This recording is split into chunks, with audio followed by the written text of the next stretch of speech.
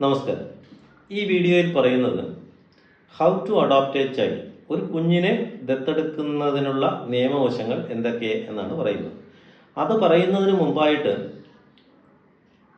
ശിശുക്ഷേമ സമിതിക്ക്, അതായത് ചൈൽഡ് വെൽഫെയർ കമ്മിറ്റിക്ക് എങ്ങനെയാണ് കുഞ്ഞുങ്ങളെ കിട്ടുന്നത് എന്ന് പറയാം. അത് പറഞ്ഞതിന് ശേഷം അഡോപ്ഷനെ കുറിച്ച് പറയാം.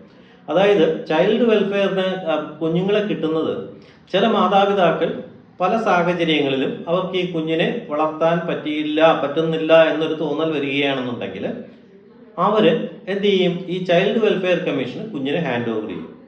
അതുകൂടാതെ എങ്ങനെ ഹാൻഡ് ഓവർ ചെയ്യും? അതിനൊരു പ്രോസസ്സ് ഉണ്ട്. എങ്ങനെയാണ്? 200 രൂപ പത്രത്തിൽ അവർ സമ്മതപത്രം എഴുതി കൊടുക്കണം. ആർക്ക് കൊടുക്കണം? ചൈൽഡ് വെൽഫെയർ കമ്മീഷന് കൊടുക്കണം. അങ്ങനെ ആ കുഞ്ഞിനെ ഹാൻഡ് ഓവർ ചെയ്താലും അവരൊരു 2 മാസം ഹീലിംഗ് ടൈം ഉണ്ട്. അതായത് ചില മാതാപിതാക്കൾ എന്തെങ്കിലും ഒരു കാരണവശാൽ കുഞ്ഞുങ്ങളെ കൊടുത്തിട്ട് അവർക്ക് വീണ്ടും മനസ്സ് മാറാനുള്ള സാഹചര്യമുണ്ട്. അങ്ങനെ മനസ്സ് മാറുകയാണ് എന്നുണ്ടെങ്കിൽ അതിന് വേണ്ടുന്ന സമയമാണ് ഈ 2 മാസം. ആ 2 മാസമായിട്ടും ഈ മാതാപിതാക്കൾ വന്ന് ഈ കുട്ടിയെ ക്ലെയിം ചെയ്യുന്നില്ല എന്നുണ്ടെങ്കിൽ വീണ്ടും ഒരു 2 മാസം സമയം കൂടെ കൊടുത്ത് ഏതാണ്ട് 4 മാസം കഴിയുമ്പോൾ ചൈൽഡ് വെൽഫെയർ കമ്മീഷൻ ഈ കുഞ്ഞിനെ ദത്ത് കൊടുക്കാനായിട്ട്, അതായത് മറ്റുള്ളവർക്ക് കൊടുക്കാനായിട്ടുള്ള വേണ്ട തയ്യാറെടുപ്പുകൾ ചെയ്തിരിക്കും. മനസ്സിലായോ? ഇങ്ങനെയാണ് കുഞ്ഞിനെ കിട്ടുന്നത്. ഇനിയിപ്പോൾ വേറൊരു കാര്യമുണ്ട്. അതായത് ചില മാതാപിതാക്കൾ കുഞ്ഞുങ്ങളെ ആരും അറിയാതെ അമ്മത്തൊട്ടിലിൽ കൊണ്ട് നിക്ഷേപിക്കും. അമ്മത്തൊട്ടിലിടാറുണ്ട്. അപ്പോൾ ഈ അമ്മത്തൊട്ടിലിൽ കൊണ്ടിടുന്ന കുഞ്ഞുങ്ങൾ ഈ ചൈൽഡ് വെൽഫെയർ കമ്മീഷൻ എന്ത് ചെയ്യുമെന്ന് വെച്ച് കഴിഞ്ഞാൽ 24 മണിക്കൂറിനകം അത് പത്രത്തിൽ കൂടെ പരസ്യം ചെയ്യും. അതായത് നിങ്ങൾക്ക് പത്രത്തിൽ വായിച്ചു കാണുമല്ലോ, പുതിയ ഒരു അമ്മത്തൊട്ടിൽ ഒരു കുഞ്ഞിനെ കിട്ടി എന്നൊക്കെ പറഞ്ഞു. അപ്പോൾ അങ്ങനെ 24 മണിക്കൂറിനകം അവർ പത്രത്തിൽ കൂടെ ഒരു പരസ്യം കൊടുക്കും. പരസ്യമല്ല, ഇപ്പോൾ വാർത്തയായിട്ടാണ് വരുന്നത്. അങ്ങനെ ആരെങ്കിലും അവകാശികളുണ്ടെങ്കിൽ അവർ വന്ന് ഉടനെ ക്ലെയിം ചെയ്യാം. എന്നാൽ കുട്ടിയെ ഉടനെ കിട്ടുമൊന്നുമില്ല. അതിൻ്റെതായ നിയമവശങ്ങളുണ്ട്. അങ്ങനെ കിട്ടുന്ന കുട്ടികളെ ഉടനെ തന്നെ ഒരു ഡോക്ടറെ കൊണ്ടുവന്നിട്ട് ഈ ഹെൽത്ത് കണ്ടീഷനെല്ലാം ചെക്കപ്പ് ചെയ്തിട്ട് ഇവരുടെ കമ്മിറ്റിയുടെ ചൈൽഡ് വെൽഫെയർ കമ്മിറ്റിയുടെ അധീനതയിൽ ആ കുട്ടിയെ വളർത്തും, സംരക്ഷിക്കും. അത് കഴിഞ്ഞിട്ട് ഇനിയാണ് പറയുന്നത് how to adopt a child.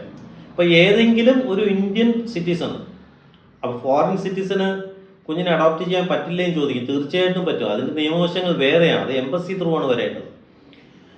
അപ്പോൾ ഇന്ത്യയിലെ, ഞാൻ ഇപ്പോൾ പറയുന്നത് ഇന്ത്യയിലെ ഒരു ആർക്കെങ്കിലും ഇന്ത്യൻ സിറ്റിസൺ, അത് മെയിലാവാം ഫീമെയിലാവാം, അവർക്ക് ഈ കുഞ്ഞിനെ അഡോപ്റ്റ് ചെയ്യണമെന്നുണ്ടെങ്കിൽ, ഒരു കുഞ്ഞിനെ അഡോപ്റ്റ് ചെയ്യണമെന്നുണ്ടെങ്കിൽ അതിൻ്റെ ലീഗൽ പ്രോസസ്സാണ് ഞാനിവിടെ പറയുന്നത്. അതായത് ആദ്യം ചെയ്യേണ്ട ജോലി എന്താണെന്ന് വെച്ച് കഴിഞ്ഞാൽ, എന്താണ് കുഞ്ഞിനെ അഡോപ്റ്റ് ചെയ്യാനായിട്ട് ആദ്യം ചെയ്യേണ്ടത് എന്താണെന്ന് വെച്ച് കഴിഞ്ഞാൽ, ഈ സെൻട്രൽ അഡോപ്ഷൻ റിസോഴ്സ് ഏജൻസി എന്ന് പറയുന്ന കാര എന്ന് പറയുന്ന ഒരു വെബ്സൈറ്റ് ഉണ്ട്. അതിനകത്ത് ഓൺലൈൻ രജിസ്റ്റർ ചെയ്യണം. ആ രജിസ്റ്റർ ചെയ്തിട്ട് അതിൻ്റെ ഒരു അക്നോളജ്മെൻറ്റ് കിട്ടും. അത് സൂക്ഷിച്ചു വയ്ക്കണം.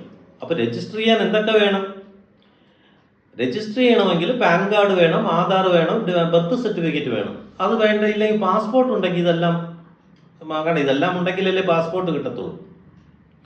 പാസ്പോർട്ട് മറ്റേതുപോലെ ഡോക്യുമെൻസുകളെല്ലാം ഇതിനകത്ത് ലോഡ് ചെയ്യണം. ഏതിനകത്ത്? സെൻട്രൽ അഡോപ്ഷൻ ഏജൻസി അല്ലേ, റിസോഴ്സ് ഏജൻസിയിൽ എന്ത് ചെയ്യാം? ലോഡ് ചെയ്യും. ലോഡ് ചെയ്തതിന് ശേഷം അപ്പോൾ അതിന് ശേഷമാണ് ഈ അക്നോളജ്മെൻറ്റ് വരുന്നത്. അപ്പോൾ ആ അക്നോളജ്മെൻറ്റ് ഓഫീസ് കോപ്പി ആയിട്ട് ഫ്യൂച്ചർ റെഫറൻസിന് വേണ്ടി സൂക്ഷിച്ചു വയ്ക്കണം. അല്ലെങ്കിൽ അത് ഇൻവാലിഡ് ആയി പോകും. കാരണം നമുക്ക് ക്ലെയിം ചെയ്യാൻ പറ്റില്ല, നമ്മൾ ഇന്ന ഡേറ്റിൽ അപ്ലൈ ചെയ്തിട്ടുണ്ടായിരുന്നു. ഇനി ഇതിൻ്റെ വേറൊരു നിയമവശം എന്ന് പറഞ്ഞു കഴിഞ്ഞാൽ, ഒരു ഫീമെയിലാണ് അഡോപ്റ്റ് ചെയ്യാൻ, ഒരു ലേഡി കുഞ്ഞുങ്ങളെ അഡോപ്റ്റ് ചെയ്യാൻ പോകണമെന്നുണ്ടെങ്കിൽ ആ ലേഡിക്ക് പെൺകുഞ്ഞുങ്ങളെയും അഡോപ്റ്റ് ചെയ്യാം, ആൺകുഞ്ഞുങ്ങളെയും അഡോപ്റ്റ് ചെയ്യാം. മനസ്സിലായോ?